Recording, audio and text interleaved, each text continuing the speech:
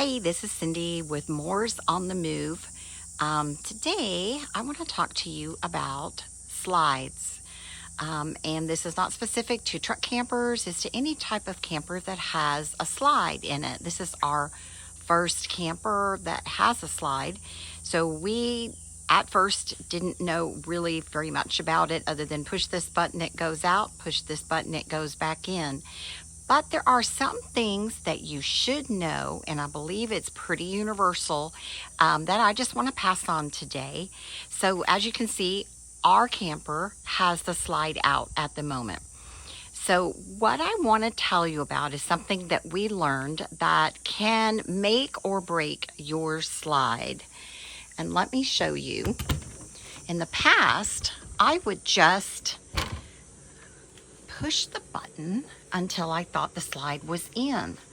And sometimes I would push the button and have the slide go halfway out or just a little bit out. It's like if we were stopped somewhere and I needed to go use the potty or whatever, I would just put the slide out a little bit so I could get by.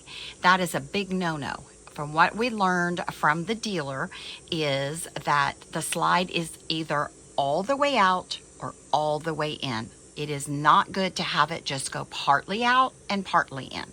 So let me show you what I mean. So we're going to push this in, and what you'll see, here we go. I want you to watch this bottom part right here.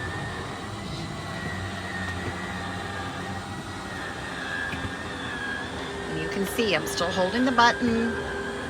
I am not going to let go until it stops itself. I'm not going to be stopping it. Okay, did you hear that at the end? From what I was told, and don't quote me on that there are two motors. I'm sure there's a bunch of variations, but I was told by the dealer there's a motor on each side of the slide and they have to synchronize. So if you let go when you think that it's in as far as you want it to be, the motors don't synchronize, and that can be a big problem because then your slide may get out of whack. Okay, so same thing going out. We're going to have it go all the way out. I can't see it on the other side. Of course, you want to make sure before you put a slide out that look outside, make sure it's not going to hit anything. I know that sounds really basic, but believe me, when you're new to camping or, you just get to a campsite or something and you've just got 100 things to do, just go take a look. Make sure there's not a tree or a car or something over there. Okay, so here we go. Oops.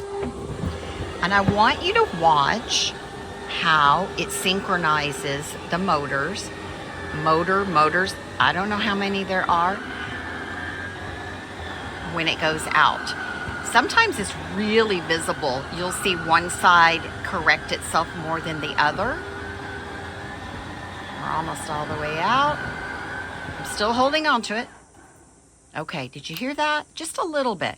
We've gotten to be really good at letting them synchronize, so I don't think we're really out of balance or anything like that. It also makes a difference if you're not level at a site. We're parked in our driveway, so we're pretty level. But I just want to pass that on because you can cause a problem with your slide. Not to say they aren't problematic all by themselves, but you can save yourself a lot of time and aggravation and possibly money if you just follow those things. Slide is either all the way out, all the way in. Don't let go of the button until the slide stops. Don't you stop the slide. I hope that helps somebody. Like I said, we are not new to camping. We've been camping in all sorts of different campers for at least 20 years. This is our first slide, believe it or not. And so nobody told us that. And I think that we probably could have caused some big problems later on.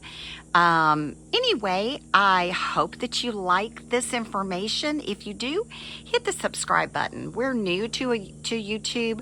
We're trying to pass on as much information as we can and also show you just some of the things that we go do when we decide to be on the move.